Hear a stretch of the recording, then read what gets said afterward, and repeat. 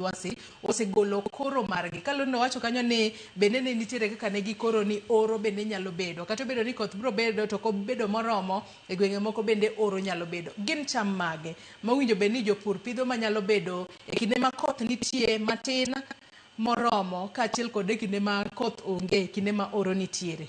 Buka. Erokamano ahinya. Amor ka winjo kaka Bwana Arodi loso koa e studio ma Kisumu.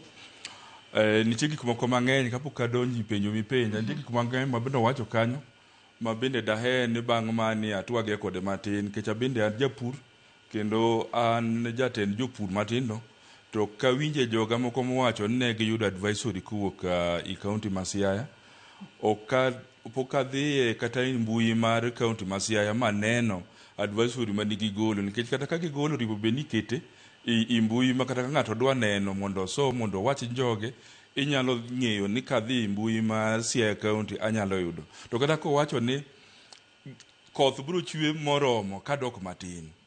Kiani moromo ni obiro chwe kanye to obiro bedo kodok matin ka en kanye tipenje penjo maber to negi wacho ni wakulima nunyalo pidho cham mane kanyo to kodwoko lakini kuri penjago we mondo anto mondo duoki nikech kwa yudo ka cham oko yudo koth tiyudo kata joma notiyo kod mbolea ne makonyo kore wang'o cham no. Koro matiende ni wach mar pini en wach ma moisture ni en gima muhimu sana idongo mar cham ma kuonge to cham nyaka tho. Aneno kwene moko ma bel ma ji samoro ni nyalo paro ni ochayo oro ka bel wang'. Koro kwende waaye ka koth osebiro koro chiek kama ne nitie oduma moro niluongo ni katumani to itime mang'eny ahinya e pinje mege Ukambani.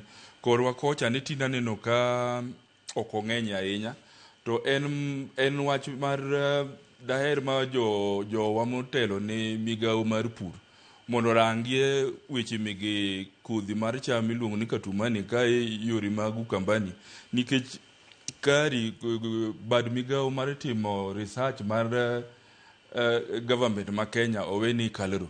To yudo ka Kalro ni moro ka moro omi crop ma oringo go mbele kaka Kalro ma Kakamega ng'iyo weche mag omuogo, Kalro ma Ukambani ng'iyo mar katumani, Nakuru ng'iyo wach mar beef, Naivasha ng'iyo wach mag mege dairy.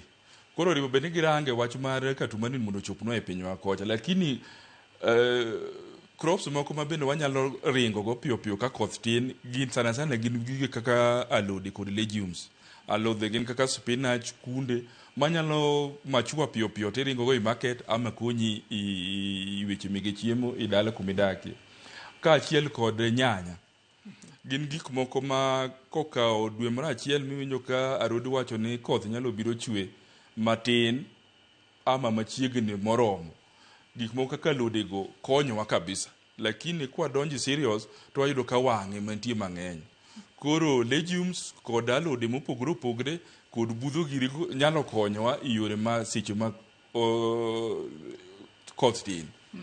Mwanyalo ringo go kendo nyalo miwa chiemo kendo nyalo miwa gik moko matin mwatero i chiro mwanyalo uso mondo wanyiew go gik moko mwaonge go. To toka migawo makoro chal mar kor lwasi ne ose koro kama bende jopur ne adjust mar mondo mi gine kaka gipidho gigo manyalo nyak mapiyo kose jopiny jopur pod onge information ywak miwacho kata ni e kaunti ma Siaya pod ikia kuma advisory ma kamano nochiwe. An jopur ma bedogo kendo mwaloso go onge moseng'isa ni noluong-gi ama ng'at gimoro jatend gimoro nodhi advisory scenario building in Siaya moduogo opimnigi mowachnigi ni ABCD magi emonyalo timo. Ka ng'iyo kata gwenge mwawuokie yudo ka weche mag short rain gi mwoluongo ni OND October, November, December kochopo ji tema nikech kata koth mar chwiri chande samoro ok ober ahinya to cham wayudo i puothewa kande bende tin. Puothewago bende tinde giduogo matindo nikech population marwa idho to kwende mane wapurego koro yudo ka dak jigo e dala puothegi bedo matindo ma kochopo sach opon ji kendo ringo dok i puothegi temo ni kata katek giwacho ni kwer ok riam doyudie gimo matin.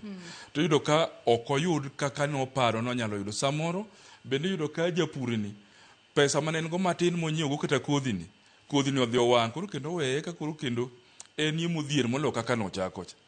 To an gi kora kaka ng'eyo opok ayude advisory ama japur moro mong'isa ne wan Siaya ama jo Siaya bano obedo advice ni kik watima pok ayudo. To koro kaka ikele studio sani ma anena Rodi yande nadwaro namba ne kabisa nikech an machiegni sana kod director ma Murang'a waloso kode weche mege puri. To nong'isa nodhi rango na directors man mag Luo Nyanza numbers gi to pok otimo man. Koro ang'eni katiko ka abro tudra kod Rodi no mondo kadhi Kisumu kata kadhi Siaya bedie kod piny mondo ang'iye kaka dwa kony jopurwa madala kucha.